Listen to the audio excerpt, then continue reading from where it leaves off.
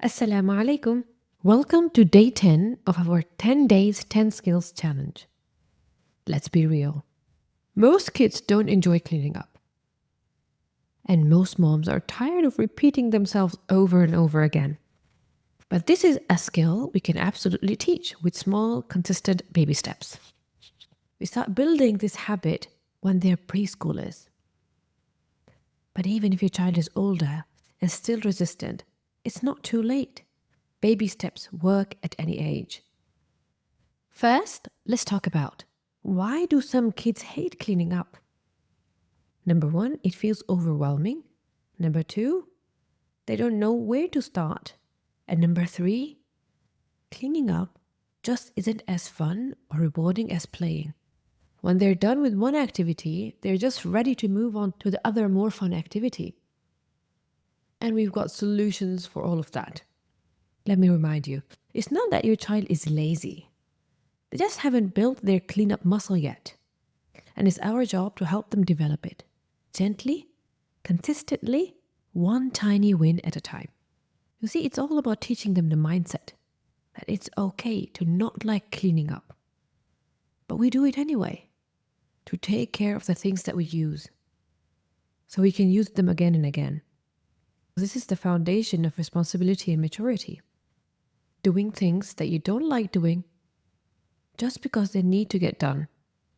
However, we can absolutely make cleaning up more fun for them. So then they're not doing it just because they have to, but because they want to, because they enjoy it. Now, let me give you some tips to make cleanup more fun for preschoolers. The first idea is the Lego police, or you can make them any other toy police, and it works wonders with boys. So what the Lego police does, it puts all the Legos back in the jail and doesn't let them escape. So whatever toy you want them to clean, it could be cars, puzzle pieces, whatever, you're going to pretend these are bad guys and they're going to quickly put them all in the jail one by one before they escape. Another idea is the stuffed animal princess, or anything princess for girls. So the princess takes care of her animals and brings them back to their home, where they want to be. Girls naturally love taking care of things. They love pampering, nurturing, protecting, all of those things. We can use that to our advantage. Another idea is the hungry toy basket. Could be a hungry toy cupboard, hungry toy basket, wherever you place your toys. Tell your children, oh, this basket is so hungry. It needs food. It needs toys. It is starving. Who is going to help it? And then they're going to run to drop in toys, and the basket makes satisfying noises. Delicious. I want more. And they would run and put more inside. So games like these make cleanup part of playing. It is part of fun. With a bit of imagination, a bit of story, it doesn't remain a chore. Let me give you some ideas for older kids too. So older kids may not fall for Lego jail, for example, but they still love a challenge. So for those, you can try this. Give them a healthy competition. Them versus you. Let's see who can clean up faster. You can also motivate them with a before and after picture. So snap a photo of a messy room and let them tidy it up. And then snap a picture again after it's tidy. Now have them compare and feel the difference and feel pride. Oh, I did that.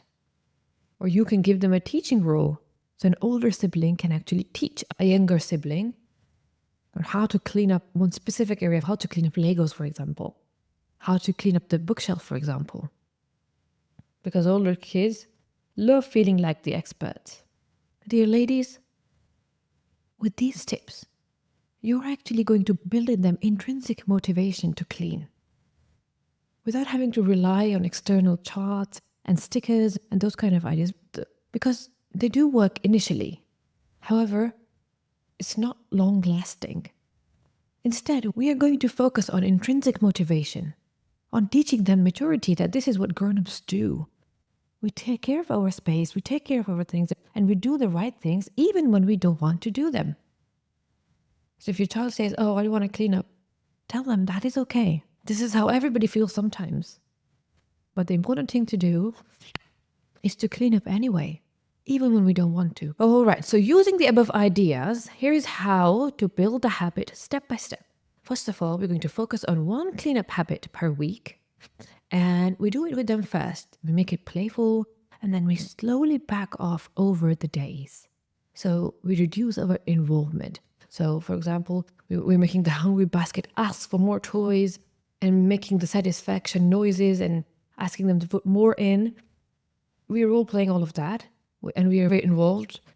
But by the third day, you just want to bring the hungry basket out and tell them, this basket is so hungry, and just leave it at that and see if they follow through, if they do it.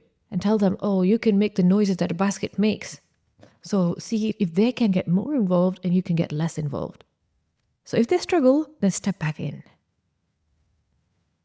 And when you see that they've mastered it, then slowly reduce your involvement until they start doing it independently. Also celebrate progress by recognizing the changes they've made, by noticing how much of a difference it made to the space. Let them feel they've accomplished something. All right, so today's challenge is to teach your child to clean up one small area. No pressure, just progress. Make it fun, make it doable. Then come back and comment down below.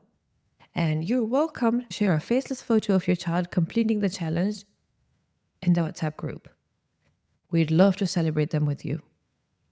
And with this, our beautiful 10 days, 10 skills challenge has come to an end. You have shown up for your children with love, patience, and purpose. One tiny lesson at a time. I am so proud of you. And I pray that these moments fill your homes with barakah, ease, and connection, inshallah. Wassalamu alaikum.